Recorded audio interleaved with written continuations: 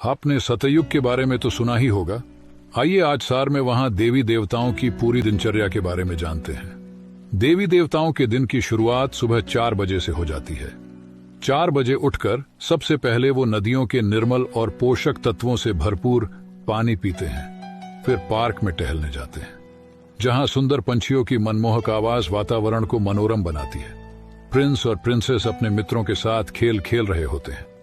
कुछ संगीत का आनंद ले रहे हैं तो कुछ लोग आपस में मिलकर रास कर रहे होते हैं। श्री लक्ष्मी और श्री नारायण कभी पेंटिंग बना रहे होते हैं तो कभी वो भी बच्चों के साथ बैठकर उनकी मीठी मीठी बातें सुन रहे होते हैं।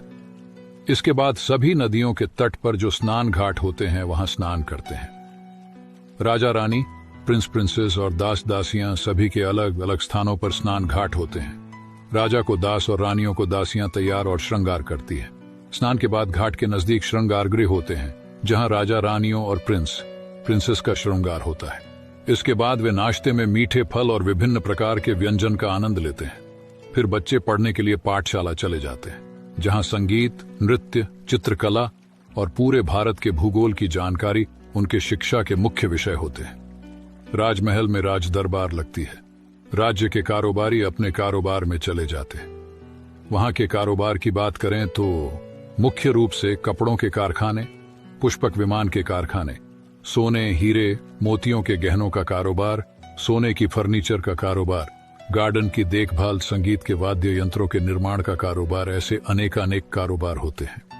जब बच्चे पाठशाला से पढ़कर घर वापस आते हैं तो फिर सभी मिलकर अर्थात प्रिंस, प्रिंसेस और श्री लक्ष्मी, श्री नारायण डाइनिंग में भोजन स्वीकार करते हैं। ऐसे ही राज्य की प्रजा और कारोबारी अपने अपने घरों पर भोजन करते हैं।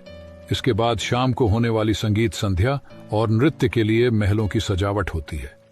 दीपक जलाए जाते हैं जैसे कि हर दिन दिवाली होती है। इस प्रकार वहां की दिनचर्या होती है। आशा करते हैं आप भी ऐसी सतयुगी दुनिया, स्वर्णिम दुनिया में चलने का और ऊंच पद प्राप्त करने का पुरुषार्थ करेंगे। शुक्रिया।